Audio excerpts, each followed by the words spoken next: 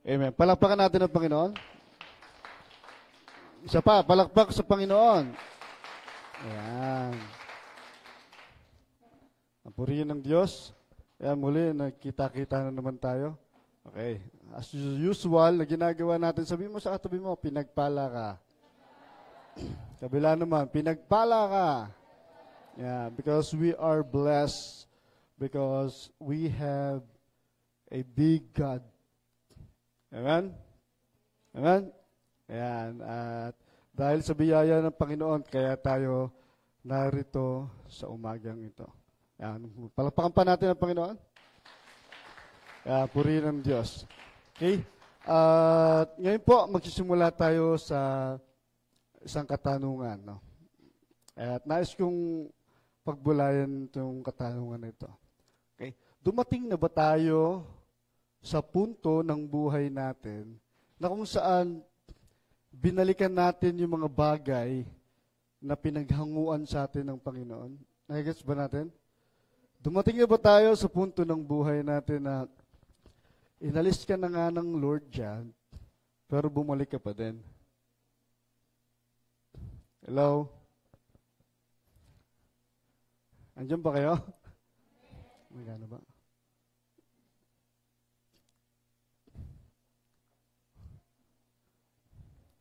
Hindi, okay na. Ayan. Bumalik ka pa din. Meron ba? Dalawa lang? Okay na, itanong natin, no? Dumating na ba tayo sa buhay natin ng ganoon? Inalis na nga ako ni Lord dito eh. Tapos bumalik pa ako ulit. Bumalik ka, pero hindi dahil gusto mo yon. Minsan gano'n eh. Ayoko naman talaga eh. Bumalik ka, hindi dahil nasasatisfy ka sa ginagawa mong gano'n. Kundi bumalik ka dahil nalilito ka. Nadi-discourage ka. At minsan, nalilito ka kung bakit ka bumabalik kasi hindi mo alam kung saan ka pupunta. Ano na yung sunod na gagawin mo? Hello? May nakakaranas ba nun? Balik na lang ako. Hindi ko naman alam kung saan ako pupunta. Balik na lang ako. Ganun din naman. Nagising naman paglinggo. Hello? Nararanasan ba natin yan? Ayaw mo naman doon, pero dahil parang ang gulo-gulo. Ang gulo-gulo. Parang ayun yung nagiging nagiging parang comfort zone mo. No, kung dito ako komportable, okay na yan. Kabisado ko yung ginagawa na yan. Naranasan ba natin yan? Hello? Yan. Kung bakit po sinasabi yan? Kasi merong instances sa Biblia na ganyan-ganyan ang nangyayari.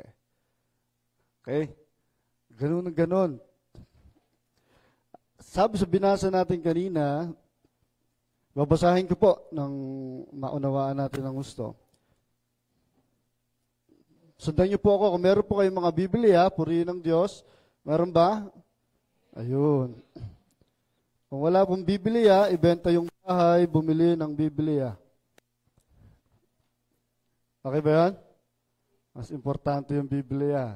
Buhay natin yan. Amen? Makibukas po kayo sa akin sa Juan chapter 21. Tingnan natin, bulay-bulayan natin. Ang ganda ng kwento na ito. Okay? Pagkatapos nito, muling nagpakita si Jesus sa mga alagad sa tabi ng lawa ng Tiberias. Ganito ang nangyari. Okay? Magkakasama sina Simon Pedro, Tomas, na tinatawag na kambal, Natanael, na taga-Kana sa Galilea, ang mga anak ni Zebedeo, at ang dalawa pang alagad. Sinabi sa kanila ni Simon Pedro, may isda ako. Sama kami, sabi nila. Umalis nga sila at sumakay sa isang bangka, magdamag silang ng isda, subalit wala silang nahuli. Nang mag-uumaga na, tumayo si Jesus sa pangpang, ngunit hindi nila nakilala. Sinabi niya, mga anak, mayroon ba kayong huli? Wala po, sagot nila. Ihulog ninyo ang lambat sa gawing kanan ng bangka at makakahuli kayo, sabi ni Jesus. Nihulog nga nila ang lambat at nang hilain nila ito, ay hindi nila makaya sa dami ng huli. Sinabi kay Pedro ng alagad na minamahal ni Jesus, ang Panginoon niyon. Nang marinig ni Simon Pedro ang Panginoong iyon, nagsuot siya ng damit dahil nakahubad siya noon at sa kalumusong sa tubig. Dumating sa pangpang ang kasama niyang mga alagad sa kayang ng bangka at hila-hila ang lambat na puno ng isda. Hindi sila gaanong malayo sa pangpang, mga 10 metro lamang. Pagkaahon nila sa pangpang, nakakita sila roon ng isdang iniihaw sa nagbabagang uling at ilang tinapay. Magdala kayo rito ng ilang isdang nahuli nyo, sabi ni Jesus. Kaya't sumampa sa bangka si Simon Pedro at hinila sa pangpang ang lambat na puno ng malaking isda. 153.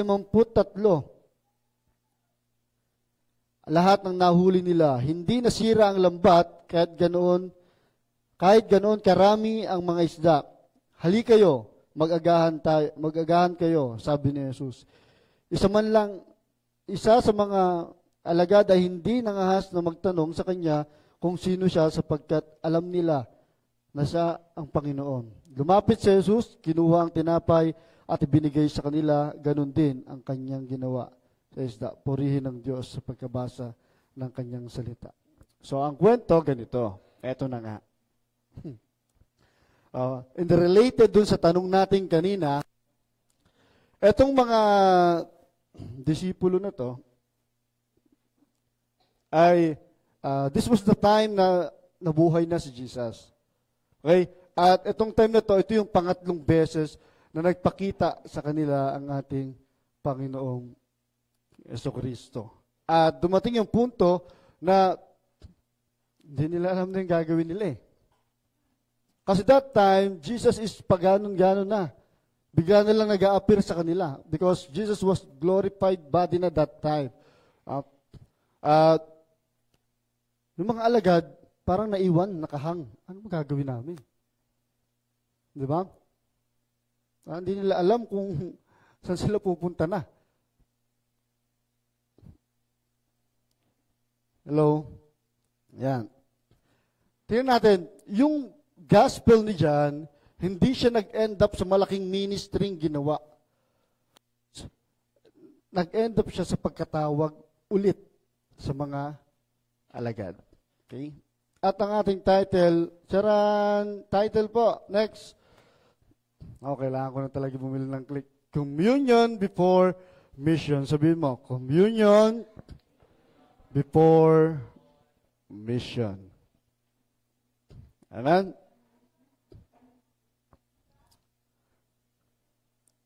Ito pong lugar na ito kung saan nandoon si Pedro at ang mga alagad, that was, kung mapapasin natin historically, diyan tinawag din sila ng Diyos. Nasa Sea of Galilee. Diyan tinawag yung mga alagad, sumama kayo sa akin. Diyan na diyan din yun. Parang inulit lang ni Lord yung senaryo. But for recommit, parang yung mission nila, maunawaan nila ng lubos. Kasi that time, akala nila, sama-sama lang sila kay Jesus, papagaling, gano'n. But this was the time na ibinigay na sa kanila yung dapat ninyo talagang pupuntahan. No? Bilang mga alagad ko, dapat ganito kayo. Dito nila narinig, sinabi ng Panginoon, sundan nyo ko. At dito nagsimula yung kanilang journey sa pagsunod sa Panginoon. Kaya binalik lang ni Lord yung senaryo na yon na pagkakatawag ulit sa kanila. Maliwanag po ba? Hello? Hello? At dito, nangyari yung pagbalik nila sa dati nilang buhay. Hello? Kasi hindi na nila alam yung gagawin nila. So, mas tayo, diba? Hindi nila alam gagawin, kaya bumalik na lang, mangingisda na lang ako. Balik na lang ulit ako sa dati. Wala masama sa pangingisda. Okay? Hindi masama ang pangingisda. But, hindi naman talaga yun ang pagkatawag sa kanila. Now, minsan, komportable lang kasi kaya okay na ako dito. May ganun? Komportable na ako dito eh. Bakit ba pahihirapan ko sarili ko? Na, kung bakit nangyari yon, no, ay kagawian na sa kanila yon. Sa sinauna, na pagka hindi mo na alam kung saan ka pupunta, wala kang direction, babalikan na lang sa kasanayan mo. Okay na ako doon. Sanay na ako dito ako magaling, dito ako diba? Natural lang naman po talaga yun.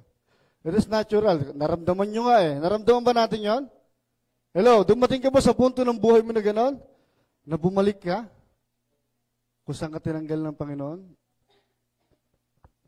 Natural. Sabihin na pagdadaanan talaga. Kasi itong mga disipulo na pagdaanan nila. Bakit? Bakit sila dumating sa punto ng gano'n? Because they're waiting for the instruction. Next instruction ng Diyos sa kanila. They're waiting sa direksyon na bibigay sa kanila ng Diyos. Hello? Kasi that time, alam nyo, nakakalungkot, sariwang-sariwa pa sa kanila yung mga pangyayari.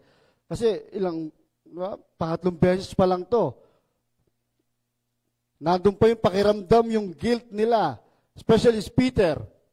Diba? Ano bang ginawa ni Peter kay Jesus? Itinatwa siya ng 3 beses. Ano pakiramdam nun? Hello?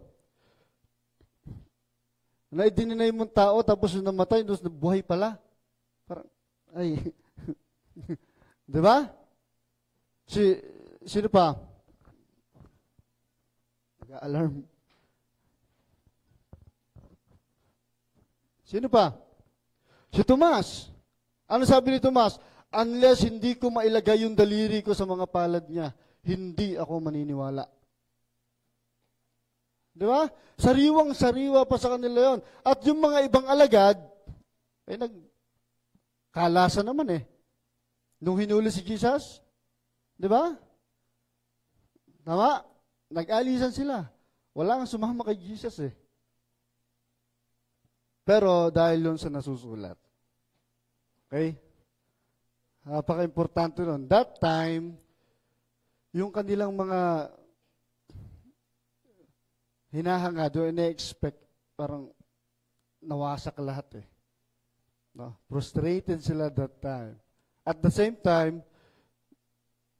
yung kanilang ginawa kasi sa ating Panginoon ay parang nagigilty sila. No? At nawala yung kanilang pananampalataya. At dahil nga doon, hindi malinaw yung kanilang tatakbuhin sa kanilang pagmimisyon. Parang natigil eh. Nung namatay si Jesus, nabuhay ulit, wala na pinakita ron na dapat nilang gawin. So ito yung time na i-restore ni Lord yung kanilang pagkatawag. Okay? Hindi masama mapunta ka ron. Sa dati. Okay? Pero wag ka nang bumalik ha. Sabihin, hindi masama yung napagdaanan mo yon. Baka kasi may sasabihin ng Diyos, no? May i-redirect ang Diyos sa buhay natin. Okay? Ang pangyayari noon, nung umaga, yan, nangyari na nga na inulit ni Lord yung pagkatawag sa mga disipulo. Sa pamamagitan ng mga bagay na nangyari sa kanila. Okay? Ano ba yung nangyari sa kanila nung tinawag sila? Doon sa Mark. Diba? Naghulog sila ng net, wala silang nahuli. Same lang. Nung una silang tinawag. Ganun na ganun din to. Kasi nung naghulog sila, wala rin silang nahuli. At nung pagkasabi ng Diyos na ni Jesus na ihulog mo sa kabila, ang dami nang nahuli. No, ganun na ganun din to. Nung pagkatawag sa kanila, ganun na ganun din. Yung empty nets at saka yung miracle na nangyari na yung kanilang net ay hindi nasira. Kahit sa sobrang dami. Okay? At nangyari yung mga bagay na ito, hindi para ipamukha sa kanila, o tingnan nyo, ako nga to, di ba? Nag-doubt pa kayo? Ako nga to, di ba? Dininay mo pa ako? Hindi sila ginanon ng ating Panginoon. Kundi, buhayin ulit sa kanila yung misyon na ibinigay ng Diyos sa mga puso nila. Kasi ang tawag sa kanila, fisher of men. Hindi lang sila fishermen. Magkaiba na yon. Okay? Fisher of men na sila ngayon. Amen? Hello? At ito lang ay nagpapaalala sa atin na bilang mga lingkod ng Diyos, bago tayo humayo,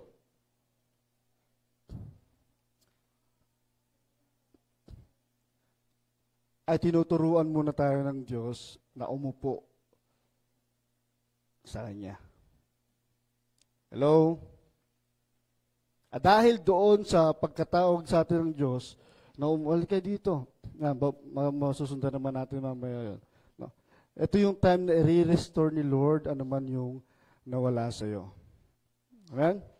Because before mission, dapat magkaroon tayo ng restoration. Kailangan ma-reconnect yung ating mga buhay sa Panginoon. Hello? At bago yung paglilingkod sa Diyos, before we serve, dapat meron tayong personal fellowship sa Panginoon. Meron ba?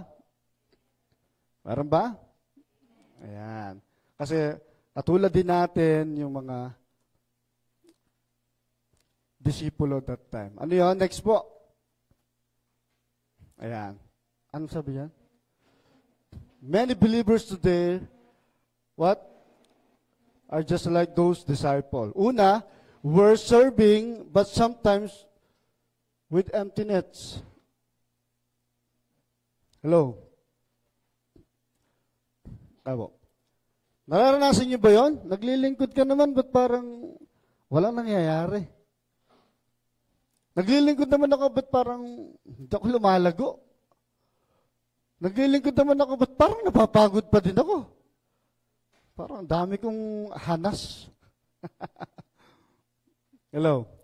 Number 2, we get discouraged and return to what's familiar. Pag na-discourage ka, balik na lang ako. Ganun ang mindset natin eh. Ayoko nga dyan, balik na lang ako. Ang tanong, nung bumalik ka, naging okay ka ba? Ganun yung response natin lagi. Pag merong hindi magandang pagkakaunawaan, balik na lang ako. Hello? Tama ba? Ganun tayo eh. Ganun yung nangyayari sa atin mga anak ng Diyos. Pangatlo, we hide behind the routines to avoid facing spiritual wounds. Ano ibig sabihin ito? Minsan yung problema natin spiritually, dinadaan na lang natin sa pasimba-simba. Para ayoko na, para hindi ko maharap yung ganun. Hindi ako nananalangin. Mag-church na lang muna ako. Tutugtog ako, gano'n. But to avoid facing, ayaw nating harapin yung mga bagay na yun. Hello? At ito yung nakakalungkot. Next po. Many try to minister without pursuing Jesus' table. Gustong-gusto natin mag-lead. Gustong-gusto kong tugtog. Pero ayaw mo namang kilalanin si Lord sa buhay mo.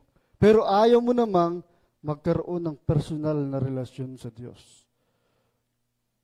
Gustong-gusto mo magamit ng Diyos, pero ayaw mo makipagrelasyon sa Diyos. Meron ba yun?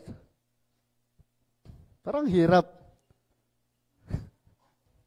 Hello? Pwede ba yun? Gusto kong mag-preach, gusto kong ayoko nagpe-pray. Ayoko magkaroon ng personal devotion sa Lord. Meron bang ganon? Tingin mo, magagamit ka ba nun? Hello? Yeah. Pero huwag kayong mag-alala. Ang Lord naman hindi pa tapos sa atin eh. Ongoing pa rin si Lord. Amen? Tinatawag ka pa nga niya, kaya ka pa nandito eh. Hello? At isang magandang bagay doon, nakikita natin na ang Lord nagbibigay ng chance to restore us bilang mga lingkod niya. Kasi kung hindi ka rin mapupunta sa ganung sitwasyon, paano ka marirestore? But from that moment, iba na yung sinabi sa kanila ng Panginoon. No? Ibang panibagong yugto. Nag-level up na sila sa mission nila. Gusto ba mag-level up? Hello? Amen? Yan. Maraming Kristiyano ngayon ay gusto lumago spiritually. Meron ba? Hello? Yan. Lahat naman tayo gusto natin na makapaglingkod tayo ng maayos at hindi napipilitan sa Panginoon. Masarap yun, di ba? Hello? Masarap yun, di ba? Yung pupunta ka ng nagkukusang loob ka. Hindi yung dahil nakulitan ka lang, dahil chat ng chat si sister. Chat ng chat si brother. Hello? Tama? At yun yung pag-aaral natin ngayong umaga na to. Introduction pa lang ngayon. Sige po. 3 divine order for what? For the restoration of Christ. Ayan ang pag-aaral natin. Una, what? He reveals His presence so we can return to fellowship. Ayan, pag-aaral natin yan to. Next, He speaks His voice so we can return to obedience. And number 3, He invites us to His table so we can return in restoration. Handa na ba kayo? Sabi mo sa katabi mo, handa ka na ba? Handa na daw ba? Okay, simula tayo. He reveals His presence so we can return to fellowship. Sabi si John 21, afterward, Jesus appeared again to His disciples by the Sea of Galilee. Nagpakita ulit si Lord sa kanila. Si Lord nagsimula sa pagpapakita sa kanila. Nagpakita muna siya dun sa mga tao, dun sa mga disipulo niya. Hindi niya sinabi na, ito dapat gawin niyo, ito dapat gawin niyo. Walang sinabing gano'n.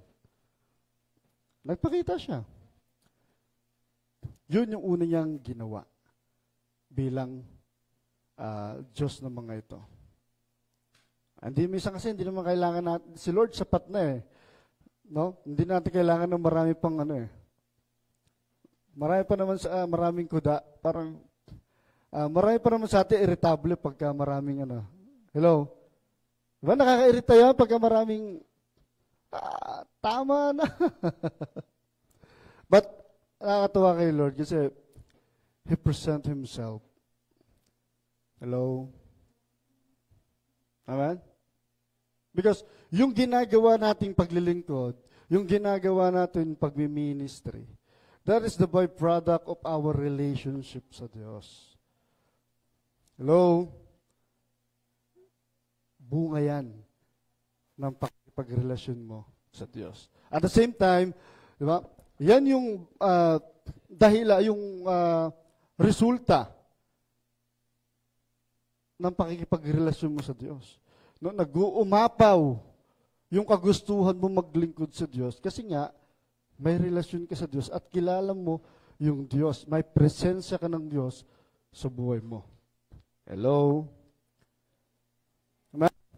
At dito sa puntong to, nung nagpakita si Jesus Christ sa kanyang mga disipulo, hindi naman sila okay? Okay ba sila? Tingin nyo, okay ba sila? Hindi eh. Di ba? Hindi nga nila alam. Kaya nga sila bumalik dun sa dati nilang buhay kasi hindi na nila alam kung anong gagawin. At yung mga tao to, sila yung siyempre, litong-lito.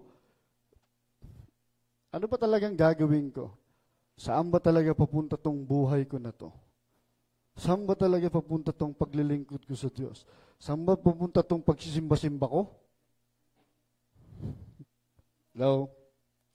Saan ba papunta tong pagki-care group ko? Hello? Na-realize ba natin na yun? Time na yun? Saan ba papunta tong pagkakapi-kapi ko? With the tatay? May patutunguhan ba to? Ayun, sa mga nanay, yung aming something, kainan, sharing, may pupuntahan ba to? Sa mga kabataan, sa mga yung aming pagkakape sa medyo may pupuntahan ba? Sa mga youth, may pupuntahan ba? Yung aming mga ginagawang gathering? Hello? Amen? Jesus appeared to them noong time na hindi sila okay. Kaya nga nagpakita si Lord sa kanila para ayusin sila. Kaya nga yung title natin, Restoration of Christ sa buhay natin. Gusto mo ma-restore? Gusto mo ma-restore yung pananampalataya mo, yung pag-ibig mo sa Diyos? Ha? Ito ang before we serve, Jesus must first walk closely sa buhay natin. Bago tayo maglingkod, kailangan meron muna tayong relasyon sa Diyos. Next po, ayun yun. Before we serve, Jesus first walk closely sa iyo. Amen? Hello? So, yung totoong naglilingkod, yung tunay na paglilingkod, nagsisimula yan sa pakikipagrelasyon sa Diyos. Totoo lang. Hello? Pakikipag-ugnayan natin sa Panginoon. Yung paglilingkod na yan, dapat nakaugat lagi yan sa paglilingkod. Pakikipag-isa natin sa Panginoong Jesucristo. Amen? Sige po. Jesus appears in ordinary moments. No, hindi naman yung big event. Tama? Hindi naman yung crusade. Hello? Sinabi ba doon, crusade sila? Wala. Simple lang, nangingisda. Walang masyadong malaking agenda. Simple lang. Wala naman silang ibang ginagawa. No? Ganun lang. No, hindi masyadong, wala namang something na kung ano nangyayari. Basta sabi lang sa Biblia, nangingisda. Nangingisda sila. Walang revival night, walang ganon. Don't get me wrong, hindi masama yun. Ibig sabihin, walang ganon that time. Ito lang pinapaliwanag ko. No? Si Jesus nakatayo lang dun sa Dalampasigan. Dalampasigan ba tama? Sure, tama. Dalampasigan, no? At kinausap niya lang yung mga ito. No? Pumasok lang siya sa buhay bigla ng mga to. Tapos, ano lang, kinamusta niya lang.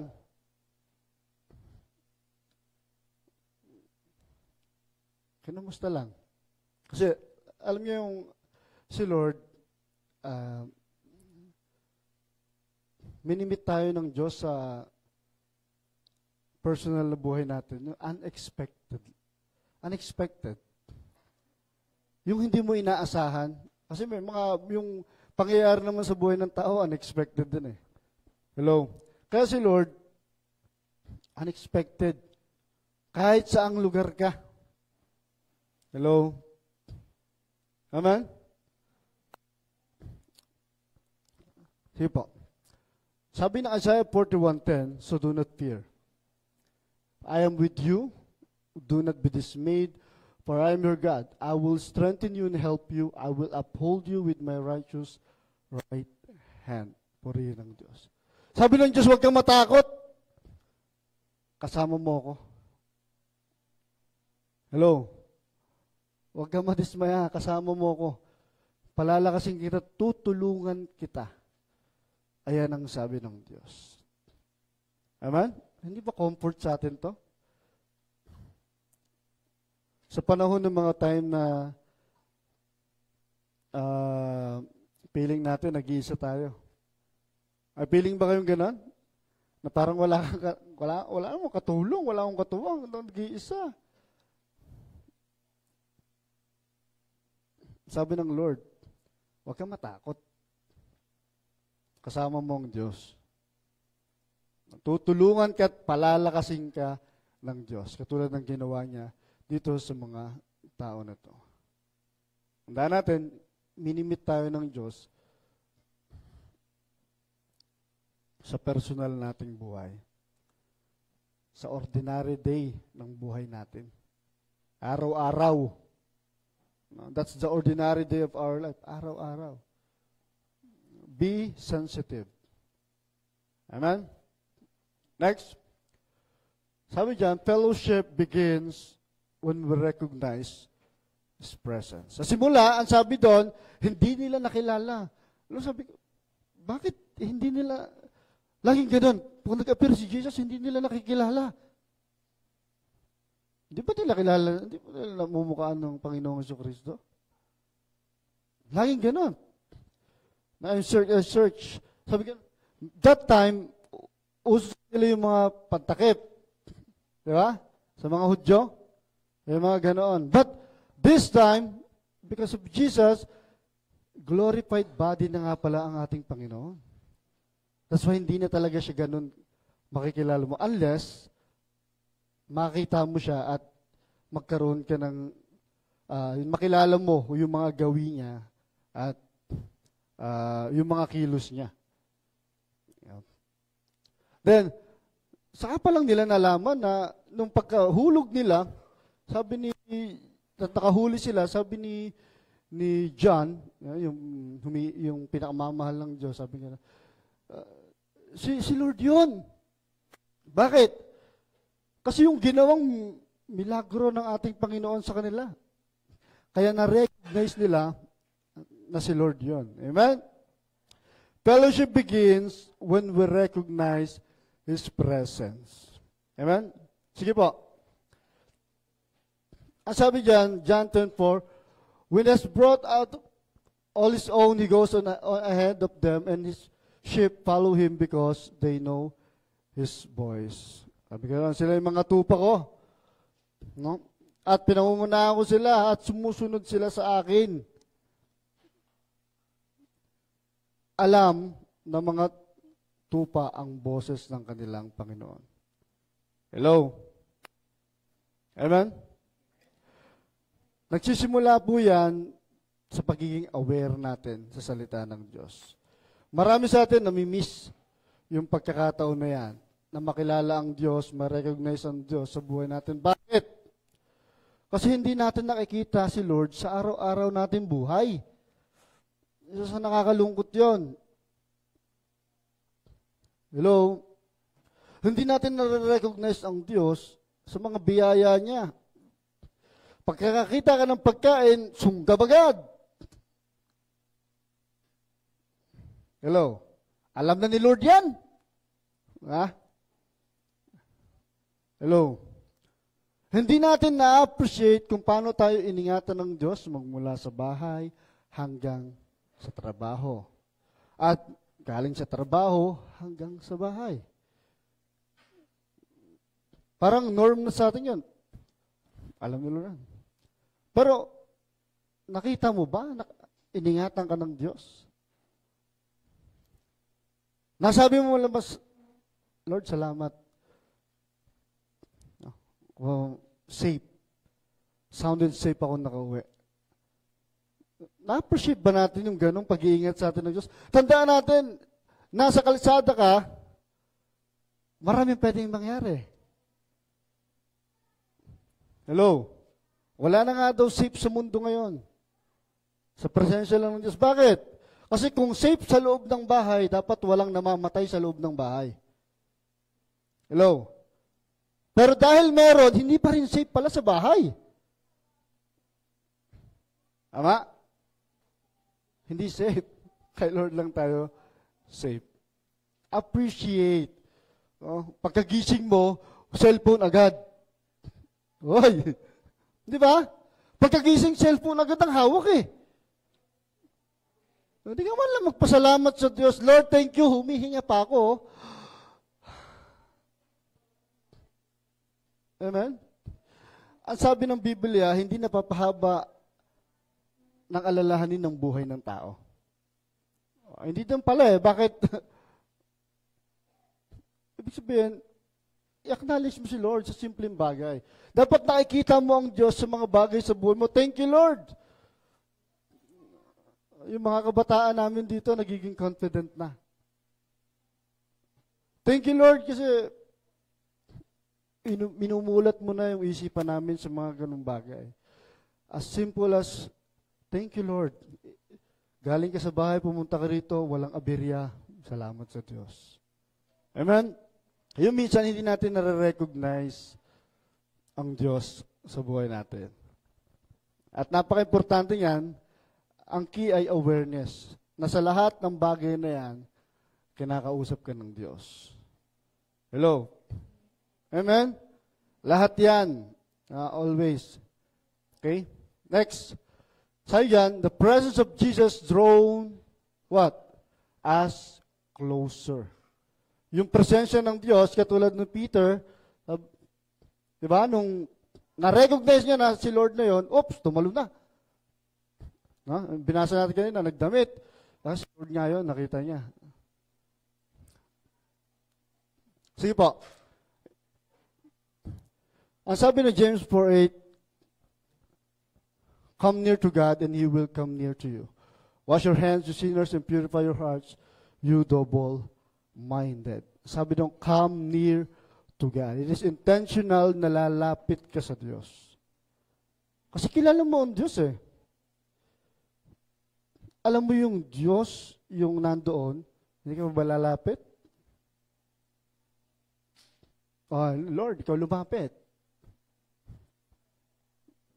Diba? Sabi niya, it is intentional. Kung gusto mo magkaroon ng restoration sa buhay mo, lalapit ka sa Diyos. Hello? Hello? Hindi bigla na lang, na-restore na ako. Thank you, Lord. May ganun ba? Wala. Lalapit at lalapit ka sa Diyos. Amen? Hello? Kasi isang tanda yan ng isang malagong Kristiyano. Isang tanda yan ng kagustuhan magkaroon ng restoration sa Diyos.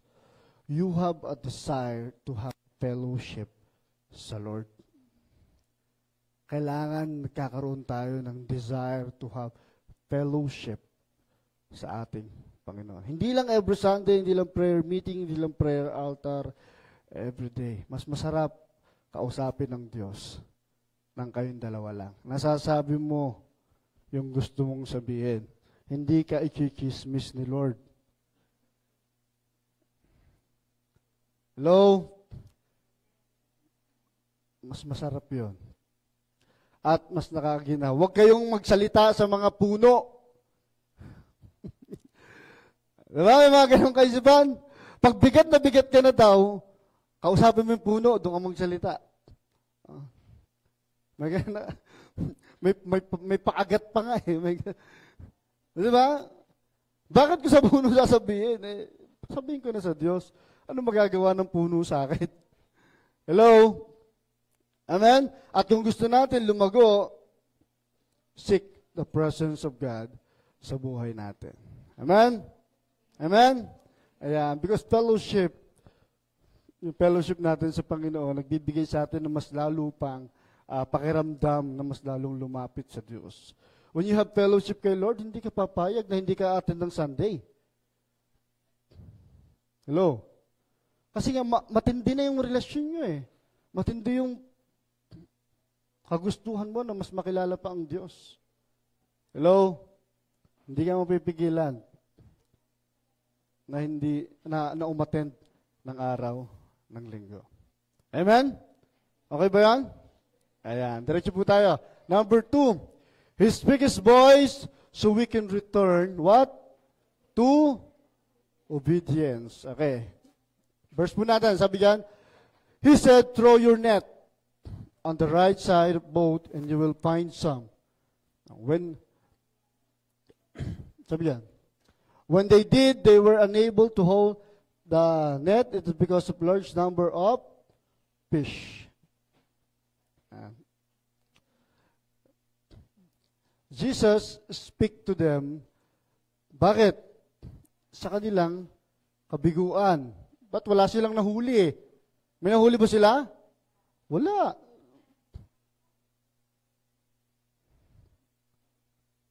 At yung kabiguan nila na yun, na hindi nung narinig nila yung salita ng Diyos, ihulog mo sa kabila, na kahit parang sa tingin nila, nonsense. Di ba?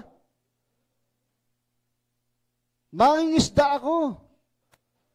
Tingnan nyo. Mangingisda ka. Wala kang nahuli. Tapos pagdating mo rin sa bantang, pinapahulog sa'yo. Doon nga sa malalim, wala akong nahuli. Dito pa sa mababaw. Hello? Hindi ba alam na mangingisda yun? Hindi ba alam na mangingisda yun? Ganon? Yung kalakaran sa dagat, wala kami nahuli dun eh. Dito pa. Dito pa lang, nabubulabog na yung isda para lumayo doon. But, there's a power of God pinakita rito. Amen? Sa pamagitan ng pagsabi ng Diyos, ihulog mo. Inulog nila. Nakatulad ng pagkatawag sa kanila, dahil sinabi mo, Lord, gagawin ko. Hello? At ano nangyari? It's a miracle. Hindi ba milagro yon na makahuli ka ng isda roon? Na napakadami at ang sinasabi sa Biblia, malalaking isda? 153, ang sabi diyan. Malalaking isda. Halos masira na nga yung net nila. Pero hindi niloob ng Diyos na masira yung net na yun. Hello? Ayan. Si Lord na always speaks kung kailan tayo nagpe-fail. Para yung failure natin na yan ay magbigay sa atin ng kakayanan marinig yung sinasabi ng Diyos sa buhay natin. Kasi pagka walang kabiguan nangyayari sa buhay ng tao, hindi ka man lang nadapa, hindi mo naririnig yung sinasabi ng Diyos. Pero dahil nga may naramdaman ka, may naranasan kang ganun, naririnig mo. Ay, oo nga, Lord. Di ba? Kasi pagka dumating ka sa punto yun, tawag mo naman, Lord, Lord. And that blessing, that failure, hindi naman manantiling failure yan. Yung failure na yan, yun yung magiging testimony ng buhay mo. Na minsan, dumating ka sa punto ng buhay mo na down, pero ibinangon ka ng Diyos. Amen? Marunong ng Diyos natin, palapakan natin ng Panginoon. Sige po, tuloy tayo. Jesus speaks, yan, sa failure natin. Sa buhay natin.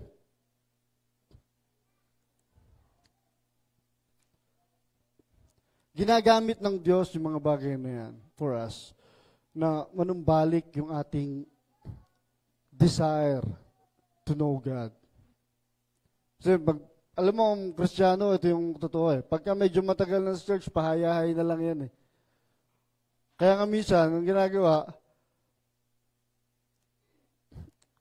parang nasa dating buhay pa rin, pero nasa church na. Alam mo yung gano'n? Okay lang. Okay lang mag-shot-shot konti. No? Nasa dating buhay. Pero, don't get me wrong sa part na to. Because,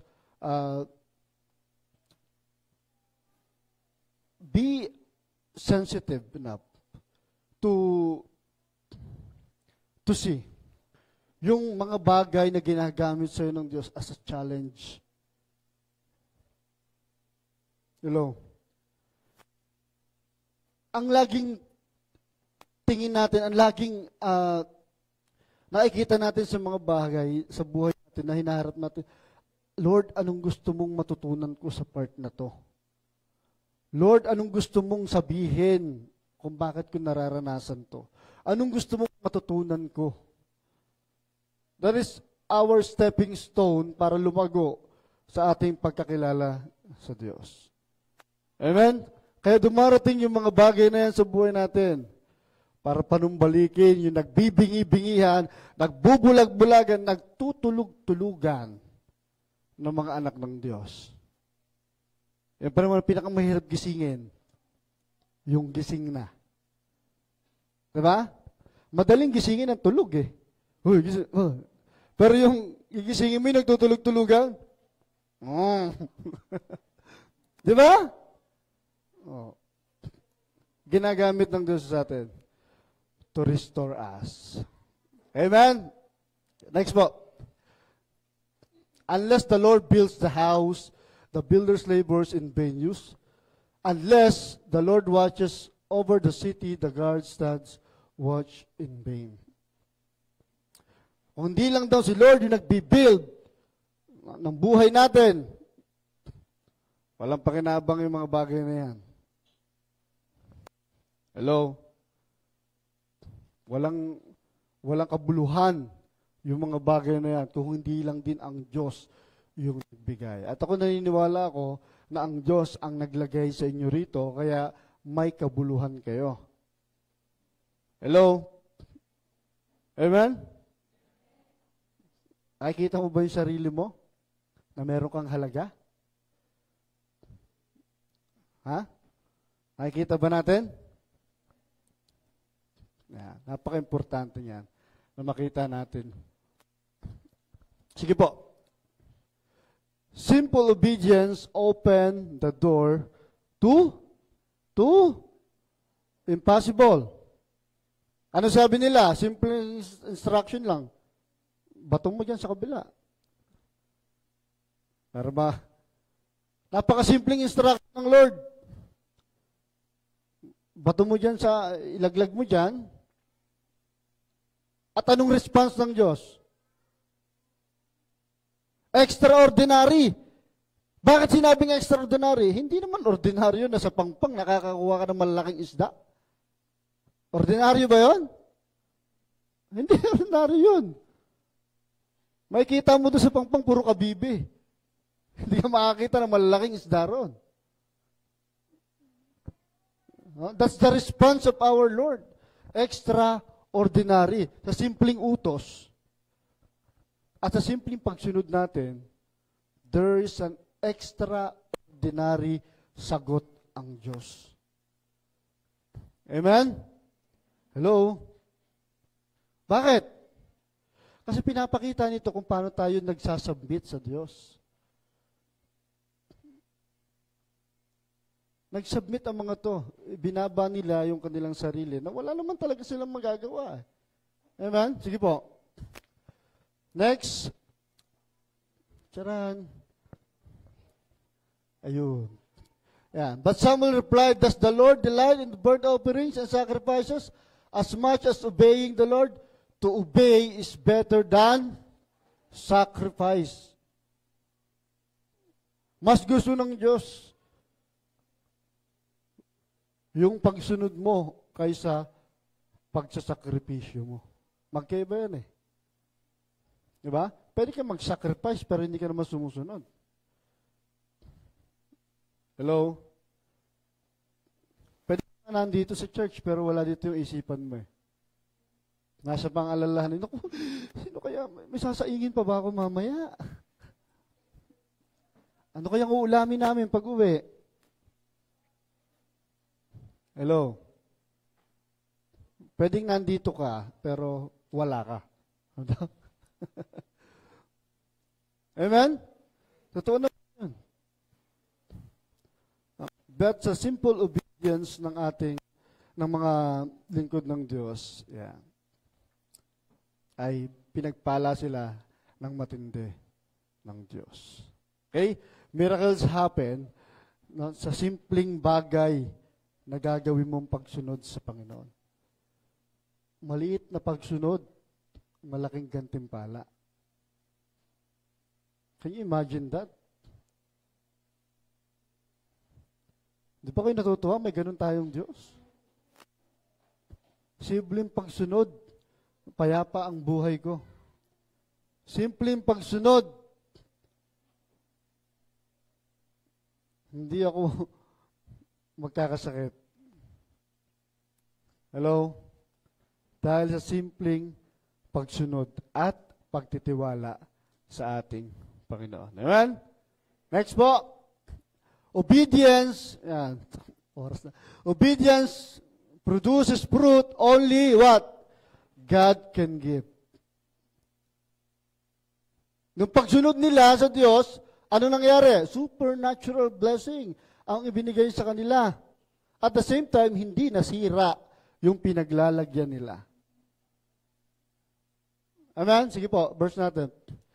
I am the vine, you are the branches. If you remain in me and I in you, you will bear much fruit. Apart from me, you can do nothing. Sabi ng Diyos, apart from me, you can do nothing. At hindi ka makakapamunga kung hindi ka konektado sa Diyos. Hello? Hello? Wala naman tayong magagawa talaga kung wala ang Diyos. Huwag na natin yabangan ng Diyos sa buhay natin. Dahil wala talaga tayong pagyayabang sa Diyos. If God allows, thank you. Amen? Kung pinagaling ka ng Diyos, thank you. Kung hindi, thank you. Meron bang ganon? Meron ba? Kung pinagaling ka, thank you. Kung hindi, thank you. Ganon na ba yung mindset natin? Alam ni Lord yung ginagawa niya. At kung hindi ko man makasama ang pamilya ko, at least makakasama ko ang Diyos. Eh, doon din naman ang punta eh. Takot na eh. Hello? Dapat ang mga Kristiyano hindi natakot sa ganon. Iba na tayo mag-isip. Tama? Kaya natatakot ka pa kasi nga, Lord, nandito pa ako, Lord. Nagtotong its pa ako, Lord. Eh. Kaya minsan takot. But when you are confident enough, Lord, sige. Handa na ako, Lord, sige. Pwede ba mag-request, Lord? Pwede bang nakapikit na lang ako, tulog, okay na? But everything na nangyayari sa buhay ng tao has a purpose. Hello? At ang tanging gagawin lang natin bilang mga anak ng Diyos, magtiwala sa Diyos. Amen? At yung mga bunga na yan na binabanggit dyan sa verse na yan, ay ang resulta ng pakikipag-isa kay Kristo. At always pagdedepend sa Panginoon. Kaya merong ganyan. Sabi niya, apart from me, hindi kayo makapamunga. So, kaya, makakapamunga tayo pag nakakonekta tayo sa Diyos. Tama ba? Hindi ako may sabi ng Biblia. Sabi ni Jesus, hindi kayo makakapamunga kung hindi kayo konektado sa source. Tama ba? Kasi pag ang sanga, putol, ano yun? Patay. Tama? Wala ka naman nakitang sanga na munga na nakahiwalay sa puno. Amen? Ang tendency niyan, mabubulok. Amen? Okay, malapit na po ako. Excited na kayo. Number 3, He invites us to His table so we can return in restoration. Ang sabi ng Lord, sige po, Jesus said to them, come and have breakfast. No, that's an invitation ng ating Panginoon. Come. Umupo ka sa table. Kahit isa sa kanila, nagtanong. Wala nagtanong sa kanila na, sino po kayo? Kasi alam na nila ng ating Panginoon sa Kristo. Ano invite ni Lord? Come. Mag-agahan tayo kasama ng Panginoon. Ayun maganda sa Lord. Pinapakain niya muna yung mga disciple niya. Hinahanda niya muna yung mga disciple niya bago niya isend. Tingnan natin. Sige po. Jesus prepares what hindi natin kayang i-provide. Sige po. Ang sabi dyan, and my God will meet all your needs according to the riches of His glory. All galing sa Diyos. Diba? Nung pagpunta ng mga alagad doon, sa kinalalagyan ni Jesus, nakahanda na. May inihaw na, may tinapay, kakain na lang sila. No? Ang invite ni Lord, come, have breakfast. Hindi sinabi, come, magluto kayo. Wala. Come, tara, mag-breakfast. Hello? Tandaan natin, yung pag-restore sa atin ng Diyos, ay pagkilos ng Diyos yon. Si Lord lahat na nagpe-prepare niyan. Hello? Pupunta ka na lang. Gugustuhin mo na lang pumunta at umupo doon sa harapan ng Diyos. At sabay kayong kumain. Hello?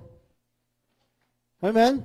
Lahat yan ibinigay ng Diyos. At take note, hindi hinintay ng Diyos yung mga taong to na maging malakas. Bumalik sila sa tamang isip nila. Bagkus doon time na yon sa kanin senior ni Lord yung mga bagay na yun to strengthen them. Hello? Amen? Dahil sa biyaya ng Diyos, kaya tayo nakakalapit pa sa Kanya. Kaya nakakalapit tayo.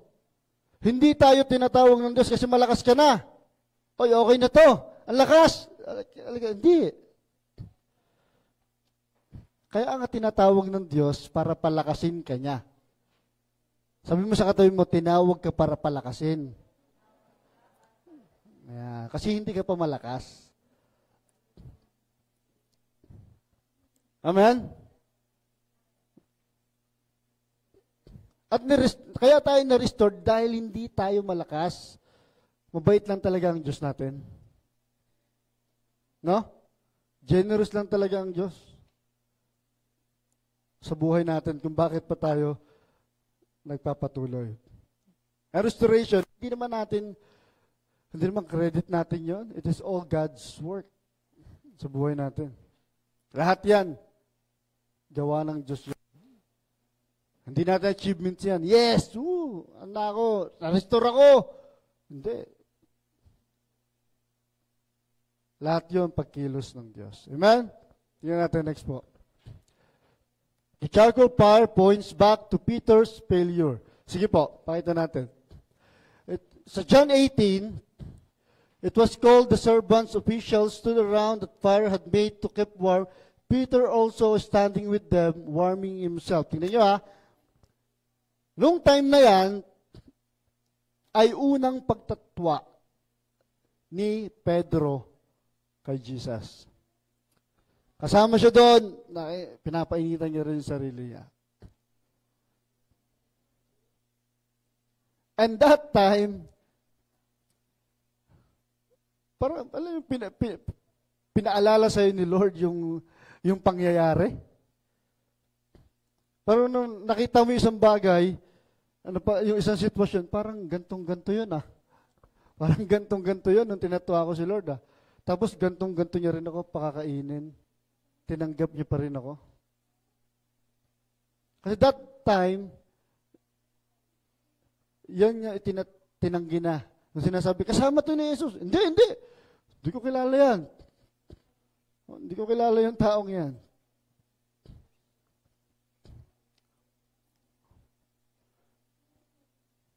Pero dahil nga, hindi para ipahiya si Pedro. O tingnan mo, sabi, kundi iparamdam kay Pedro yung biyaya pa rin ng Diyos sa buhay natin. Sa buhay ni Pedro mismo. At the same time, sa atin. Kahit na minsan yung mga time na masasakit, pero nare-restore ka naman. Amen? Sige po, yung verse pa natin isa. I will repay you for the years the locusts and the have eaten the great locusts and the young locusts, the other locusts and locusts war, my great army that I sent among you. Ang sabi ng Diyos, ibabalik ko sa iyo lahat ng sinira ng kaaway. Amen? At ayun yung naramdaman ni Peter at that time. Hindi para ipahiya si Pedro na dahil sa charcoal, naalala mo yung isang bagay. Diba, narasan yun? Isang bagay, minaalala ka. Di ba?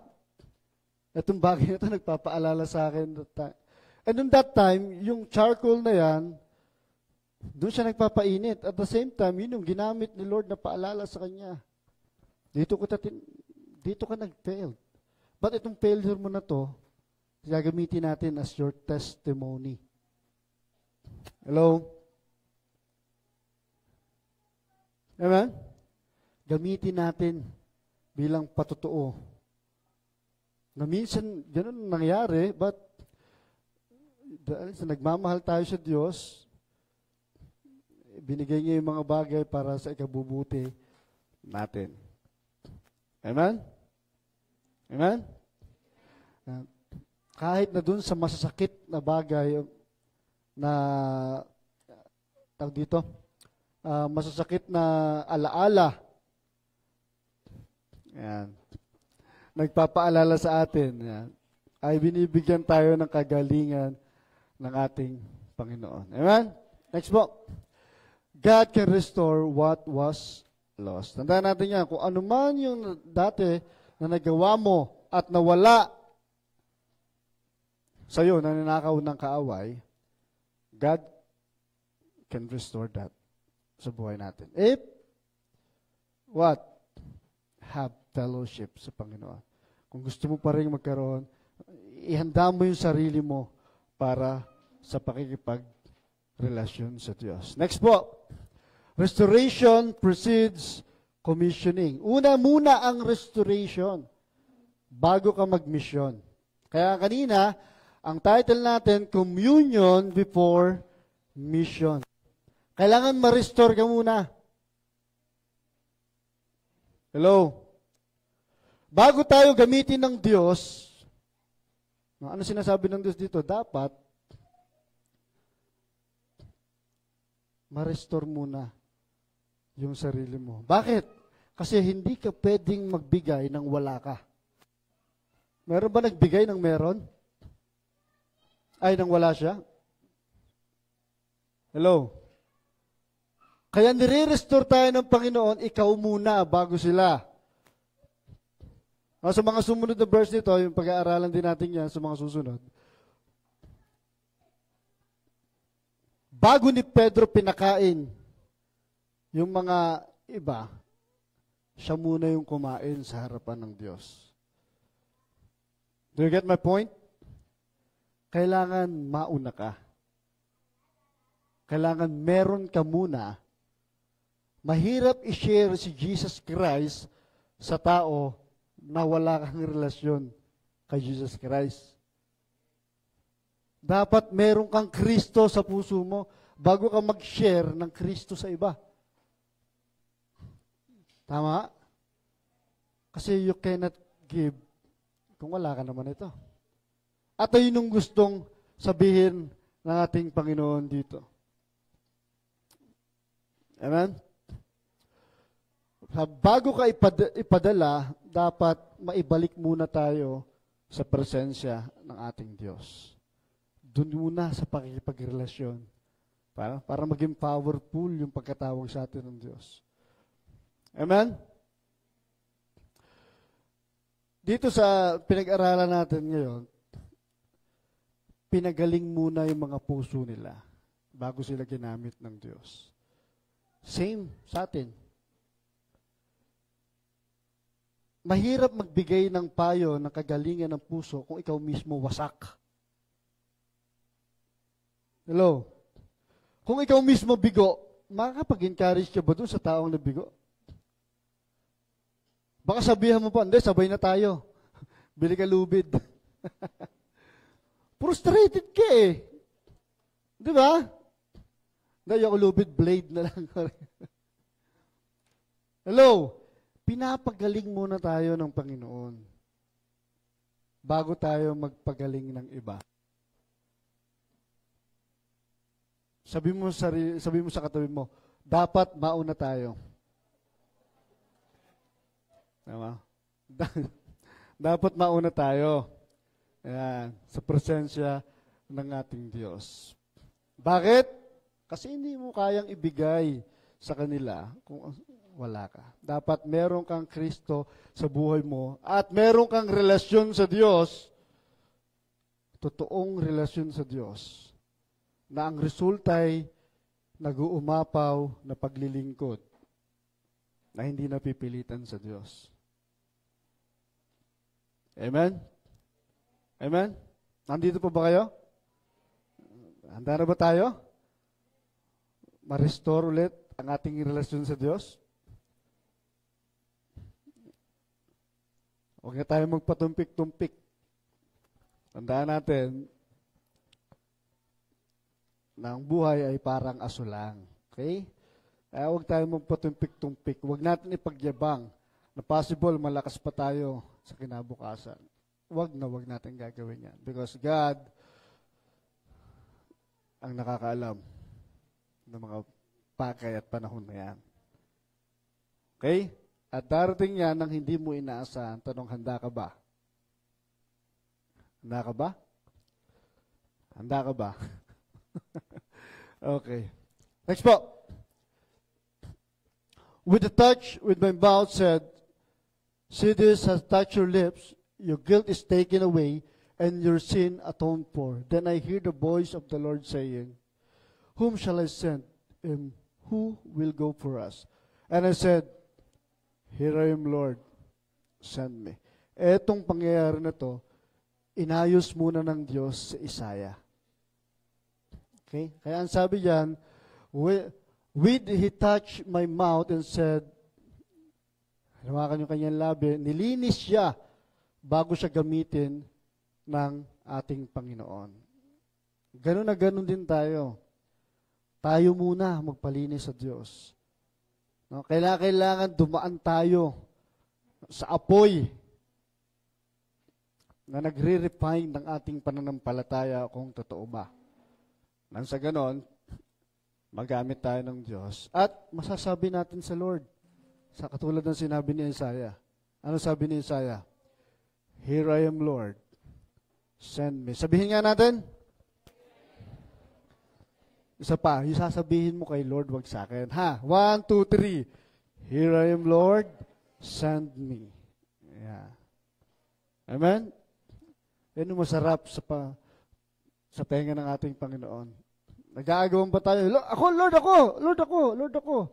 Eh kasi pag sinabi sinusama, busy ako. Ang dami ng excuses. Hello. But this time, amen, sabi mo, here I am, Lord, send me. It is time for restoration ng ating relasyon sa Diyos. Huwag tayong sumubay sa panahon na pabago-bago. Sala sa init, sala sa lamig. Mas lalo lang ngayon, magde-December, lumalamig. Dapat, kung ang December ay malamig, dapat nag-iinit ang mga Kristiyano.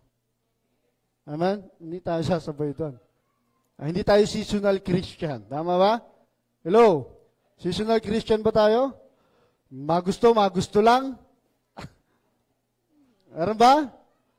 Pag trip mo, okay lang. Pag hindi ka na, parang not feeling church ako ngayon Ganun ba? Hindi tayo seasonal Christian. Amen?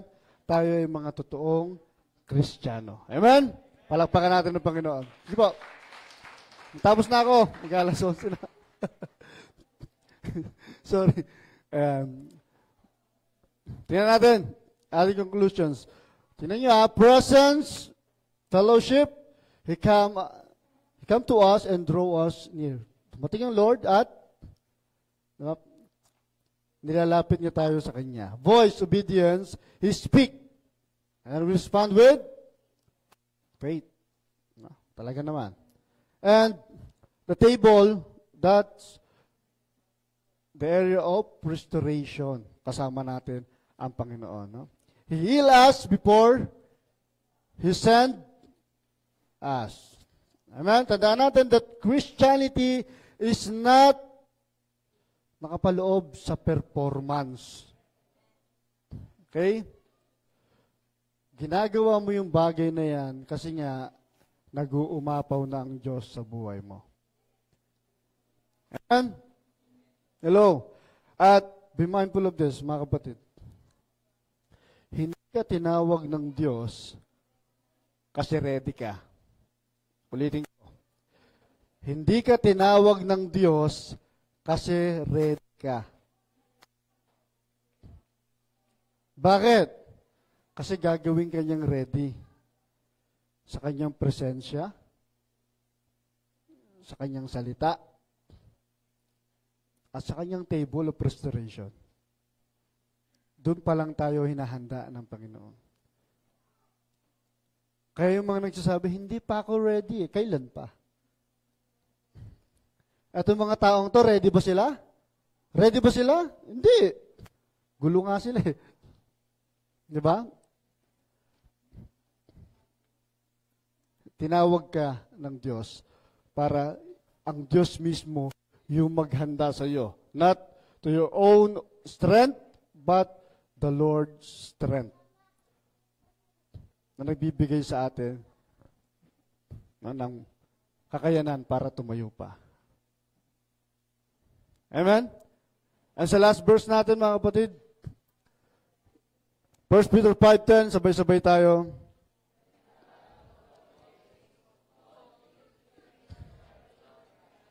You have suffered a little while, and shall restore you, make you strong, firm, steadfast. Purihin ng Diyos. Sabi diyan, God of all grace. Okay? Tumawag sa atin, eternal glory in Christ after you have suffered a little while. Sandali lang yan, i-restore tayo ng ating Panginoon. At gagawin tayong matatag sa ating mga buhay. Amen? Purihin ang Diyos. Palakpakan natin ang Panginoon. To God be all the glory. Tayong lahat ay tumayo. Let us bow our head and let us pray once again.